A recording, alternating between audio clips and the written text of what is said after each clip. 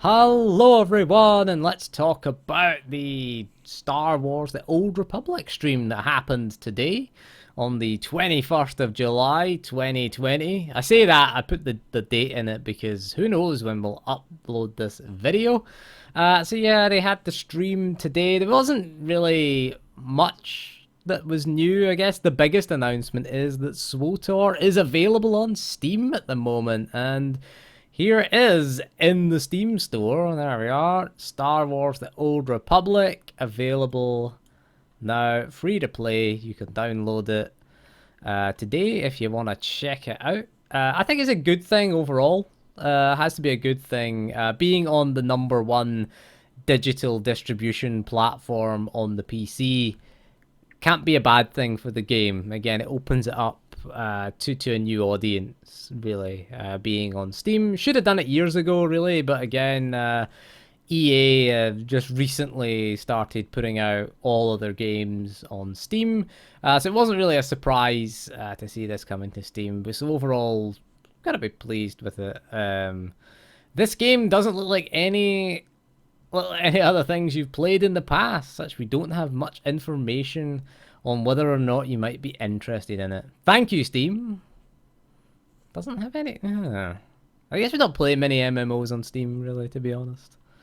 But yeah, you've got your options here. Obviously, the game you can download the base game free to play. It is. They have put out an article about it here. About the Steam version. It is cross-platform. Well, you kind of think that's obvious with an MMO. It will be the same server that you're connecting to, so all of your characters will be available should you choose to download the Steam version. Again, you can have the standalone Star Wars The Old Republic here, or the Steam version. I suppose you're going to get things like Steam trading cards are there. You've got HK51, you've got Blondie Bonico, you've got Theron and his mum. Valkorian, Shay Vizsla, Darth Malgus, and Tau. Where's Revan? No Revan. Okay, that's a disappointment, really, not having Revan. I guess it's one from each expansion, but then why would you have Shadow or Revan and not have Revan? And why would you not have HK47 instead of HK51? Anyway, there you go. You get Steam trading cards, you can get Steam emoticons, you can get profile background as well for unlocking your badge. Steam achievements will be coming soon. Not that they really matter. The only thing is your progress on Steam will just show as like 0 progress for the Steam version. Hopefully the Steam achievements link into your account achievements when they get added. That is a feature on the roadmap. 6.1.3 Steam achievements are coming in that patch. No dates for any of these patches. They say they'll come in 2020, so there wasn't much else really that was there. The Steam version, you can also subscribe to the game via Steam for, from 30 days to 6 months there. You can also purchase cartel coins in various amounts. And of course you've got the DLC, so there's like 3 DLCs here. There's the Galactic Leisure Bundle, if you want that. Available for cash at least, and not just cartel coins. You got the Sith and the Jedi Bundle. I take it they're just like set of armor, and you get some lightsabers with it. Can we make this bigger? Yeah, we can make it bigger. Back. What do you get? You get you get the Exterminator's armor set that everybody uses. You get the Sith Raider set. You get a couple of lightsabers. You get the mount, the Dominator's command throne. You get the hot orange eviscerating crystal and the black red. You get the black red eviscerator. At least it's the correct crystal they're giving you. Giving you the crit ones, at least. That's just another screenshot of the bundle. What's the Jedi bundle? I guess we should, for balance, check out the Jedi bundle.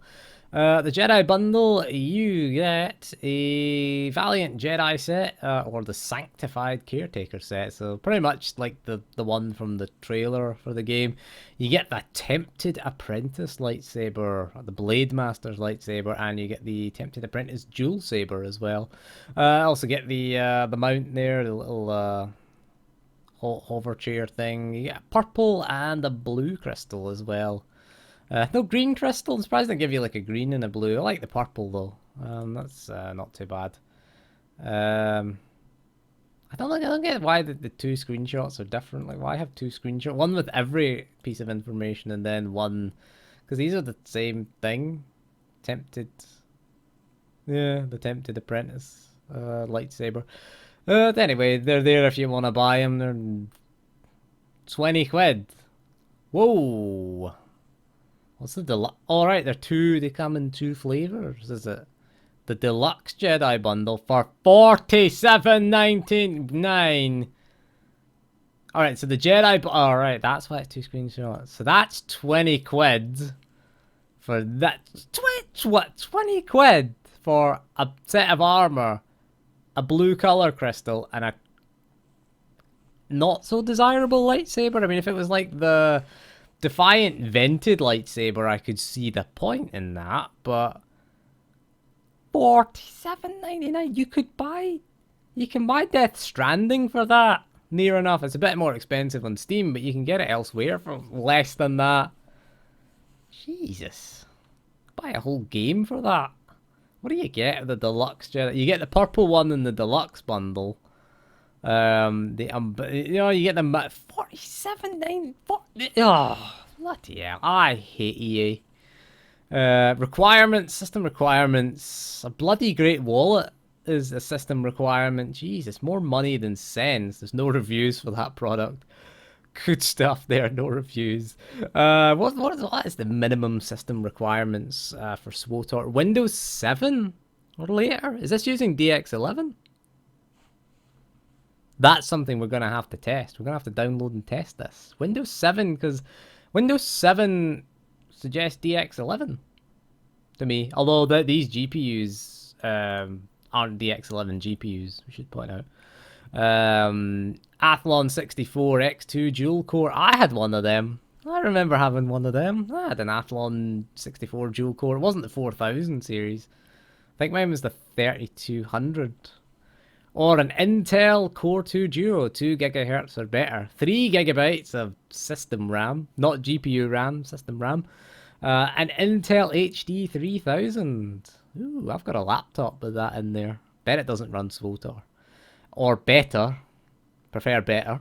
The Radeon HD 7450 or the GeForce 610. They're very old, and of course it requires broadband internet. Don't try it with dial-up. But yeah, if you got more money than sense, you can buy the Deluxe Jedi bundle. Is the Sith bundle? Yeah, the Sith bundle's the same. I didn't look at the price, actually. I thought it was like a $5 or something. Like £5 for the deluxe bundle. I would have considered giving to support, but not $47.99. $3.99, that's not too bad. What are you getting? Some decorations, a pet, a and a holo rancor. That's okay. That's okay where we are. Jesus. You can also buy the cartel coins, and that's about it, basically. Not much, really, on the Steam store. It's quite positively reviewed as well. People are saying good things about it. You know, good things. That's a really in-depth review, but I prefer this review. Lightsabers go brrr.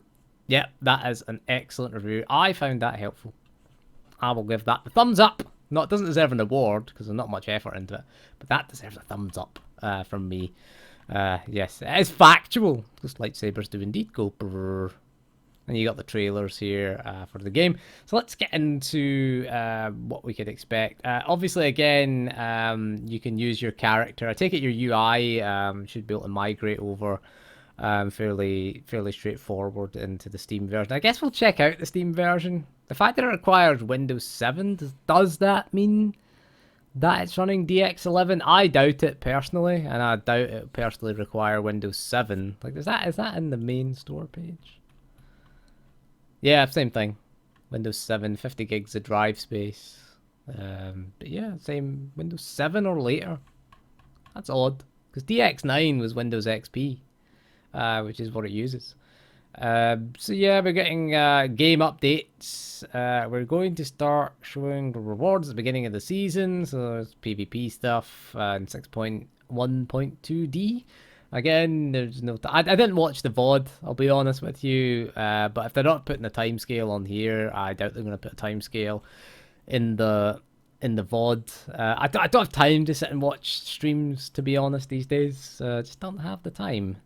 So 6.1.3 is again going to have the Steam achievements, and it's going to have the next round of gameplay and content updates. Again, sans the details there. So you get a bulleted list of everything the team discussed. So I doubt, did they go into details? I don't know about that. But 6.1.4, why can't they just have 6.2? Like, 6.2, 6.3. Why are they going to go to 0.1.1? So you get, there's a new recurring seasonal event for the fall. Ooh, interesting. It's a multi-week duration it's going to be. I haven't played the swoop racing, I'll be honest with you. I took a break from the game following the double XP event. So I haven't played any of the swoop racing things. I think it's good, it's healthy to take a break. Because we played through it all through our sort of 2-week self-isolation. I leveled a commando up from scratch. Before double XP, I should point out. And we played quite a lot of it in double XP, so I kind of decided that in June, July, I'll take a break. Maybe go back to the game in August and check it out. Maybe check out the Steam version. That's a good excuse to go back to the game, I think, launching on Steam. So you're going to have Feast Themes minigame. It's going to be feasty. I take it it's going to be Thanksgiving. It's going to come in the fall. So feast-themed minigames, non-combat for the huts. The huts will be good at them. You're never going to beat the hut. You're never going to beat the hut. You're never going to beat a hut in a sort of pie eating contest, are you?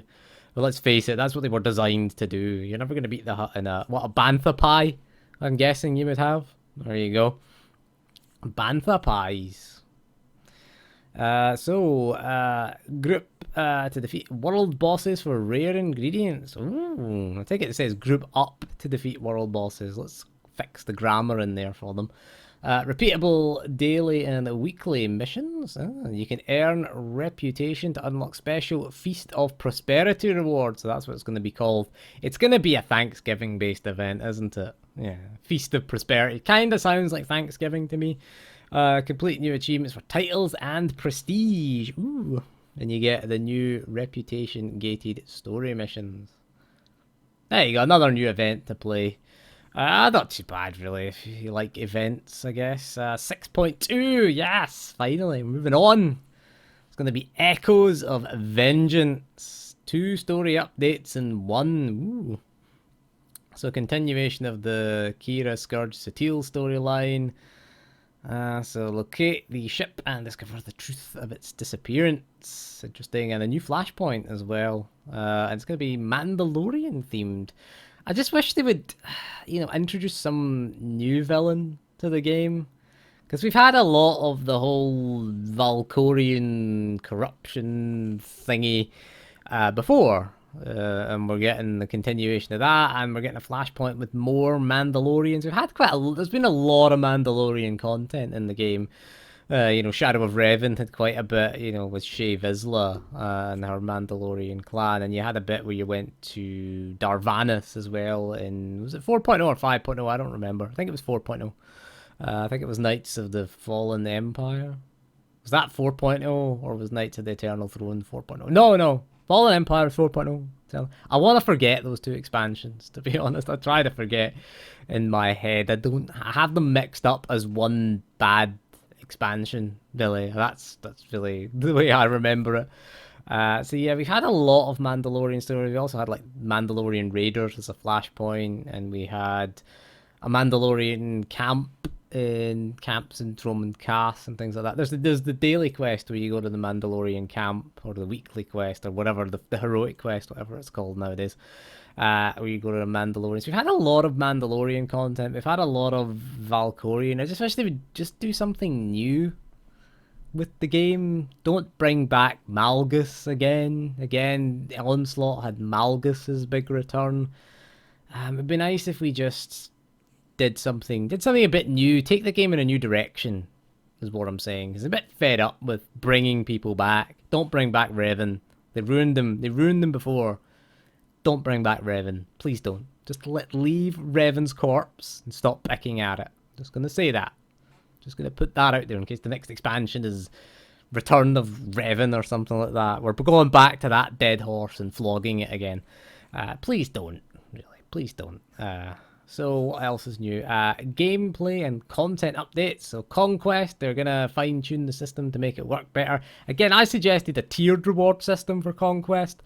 I think the problem with it is, even without the double XP, it's still a bit too quick to hit your Conquest target.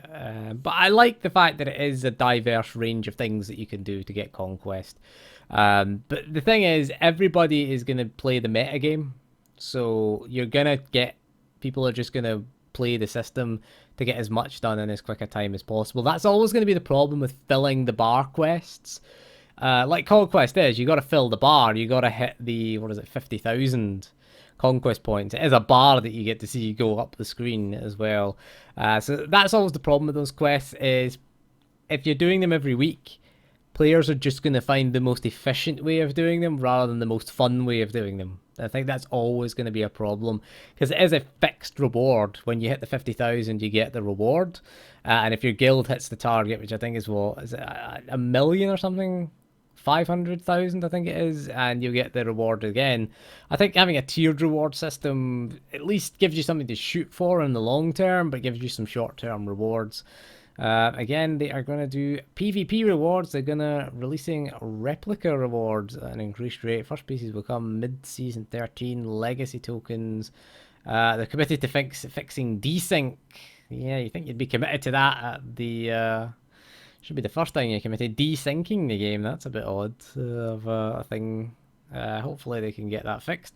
There's going to be changes to crafting at least, and world design as well, going back to refresh older planets, pieces of content to make the gameplay feel better. I think that's a good thing. I think it is something that's overdue, especially with some of the older heroic quests. I think they need to be modified to make them a bit more solo friendly, because you get some quests that are ridiculously quick and easy, and that's the quest everybody does, but then you get other quests that just take far too long to be worth doing. I think they really need to go back and revisit some of them.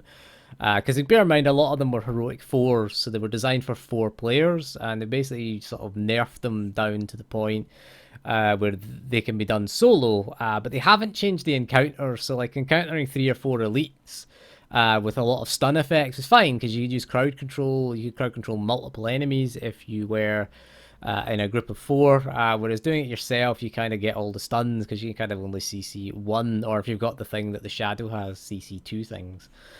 Amplifiers, an upcoming update. There will be a quality of life update, reducing RNG and addressing feedback we've received. Good, I've got to say. We need the amplifiers, really need to get fixed. I'm so sick of getting barrels with force sensitivity in them. Like, force users don't use barrels. Why would you want a barrel with force sensitivity in it? It is useless. It just forces you into the RNG. I get if they want to do the RNG where maybe it's an unoptimized stat, like it's weapon expertise for a Vanguard. I mean, it's not the most useful, but still useful. So when you re-roll it, you should only get a stat that's useful for that character. If you re-roll the stat, you should be able to get the chance to get an improved version of the stat. Kind of like, if you look at Diablo's sort of system that Diablo has, you get a list of potential things, but you can choose the one that you want, kind of thing. You can choose the stat that you want to modify, and you can see the potentials, but the potentials generally similar to that stat. Like, say you pick, frost resistance, for example. You'll only generally get as a possibility like fire resistance, or arcane resistance, or sort of melee damage resistance as well. So you'll only get a resistance as the possibilities to re-roll the stats. So that should be similar. If it's given an offensive stat, it should only be an offensive stat. If it's a healing stat, it should always be a healing stat. Because having barrels with force sensitivity, force harmonization is useless. They're just totally a waste of time in the game. And yes, you can re-roll them, but you might re-roll a stat to, again, force sensitivity, and it just kind of seems kind of pointless. Same with having like a tank stat as well, like a resistive armoring, having force harmonization in it. Again, it's not something we want, As a Vanguard tank, we would take, if we got Tech Wizardry, for example, we'd take it. You know, it's going to increase our threat generation. It's slightly useful for us, but we don't want things like healing abilities in tanking gear and, you know, and force abilities. The same with hilts with like Tech Wizardry in them. Or yeah, Tech Wizardry and hilts is kind of pointless, really, because again, no tech user uses a melee weapon technically, even though they're tech users that are melee classes technically. I never got that. It's quite frustrating and confusing. We're not going to get into the frustrations of Star Wars: The Old Republic game design. How the hell a Vanguard with a rifle's a melee class? I don't get it. So there's another stream planned in late summer, Cantina stream in October. Again, that is tentative. Second wave COVID-19 pending, I guess. So there's regular updates on the forums, on upcoming gameplay content and updates. So there's a whole lot of nothing really. Just plans, nothing really concrete. They say by the end of 2020, so maybe we'll get that. But yeah, the biggest news, I guess, is Steam coming to Steam. Has to be a good thing. We'll check out the Steam version and maybe do some videos looking into the Steam version of SWTOR. See if there's any differences. I'm guessing there won't be, because it is just the Steam is just a Steam client that's going to be running on top of that. You'll get all the benefits of Steam, like the Steam overlay. The trading cards are there, obviously, as well, if you want to work on your Steam badge. Hopefully they add to that. Anyway, that is all for this video, so thank you for joining me. We'll see you again soon, and goodbye.